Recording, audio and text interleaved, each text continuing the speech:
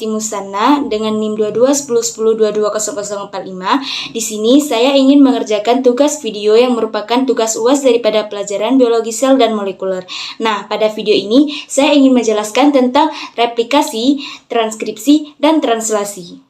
Nah, jadi replikasi, transkripsi, dan translasi ketiganya merupakan proses fundamental dalam biologi molekuler, yang mana dia menjelaskan bagaimana sih informasi genetik dalam DNA, yang mana dia juga akan ditransmisikan dan juga akan digunakan untuk membentuk protein dan juga komponen penting di dalam setiap sel hidup. Pertama, saya akan menjelaskan tentang replikasi DNA.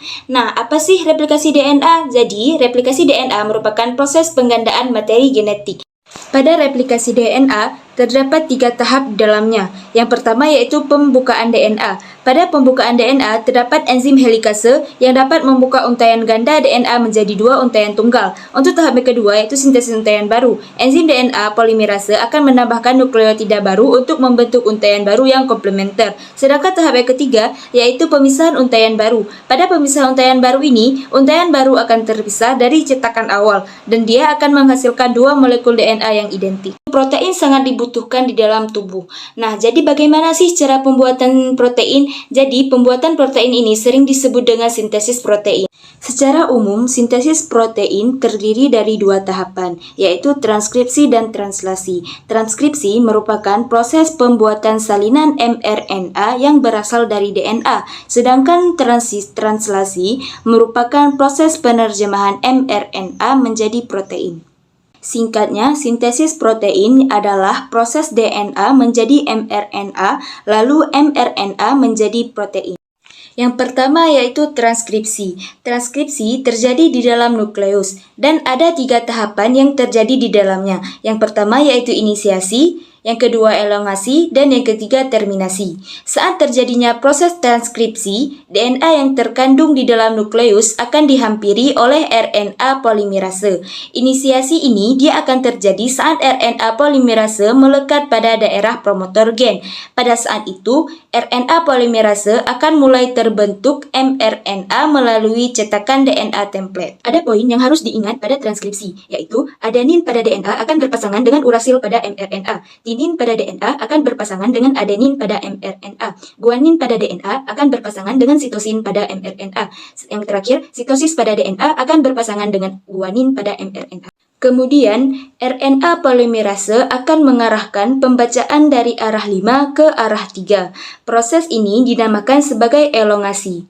Transkripsi akan berakhir saat RNA polimerase sampai pada daerah terminator. mRNA yang telah terbentuk mengandung urutan 3 nitrogen yang disebut dengan kodon. Selanjutnya, kodon ini akan meninggalkan nukleus melalui pori-pori nukleus menuju sitoplasma untuk membentuk translasi. Itu tahap kedua dari sintesis protein yaitu translasi. Setelah menyelesaikan tahap transkripsi, mRNA yang berada di nukleus akan berpindah ke sitoplasma yang merupakan tempat ditemukan ribosom. Hal ini dilakukan untuk melanjutkan tahap translasi. mRNA ini berperan sebagai cetakan untuk pembuatan protein. Sebagaimana yang kita ketahui, mRNA mengandung urutan 3 jenis basa nitrogen yang disebut dengan kodon.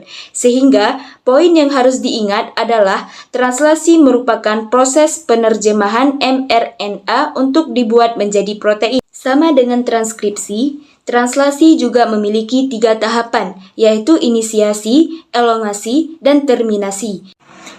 Tahap inisiasi dimulai saat ribosom subunit kecil terikat pada mRNA. Ribosom subunit kecil ini akan bergerak dari arah 5 ke arah 3 ketika sudah menemukan kodon AUG. Dan jika tahap elongasi, dia akan terjadi saat asam amino yang lain akan dibawa pada rantai mRNA oleh RNA transfer dan membawa antikodon. Untuk tahap yang terakhir, yaitu tahap terminasi, terjadi ketika salah satu dari 3 stop kodon berada di daerah A. Kodon ini dikenali oleh protein yang dikenal sebagai release factor.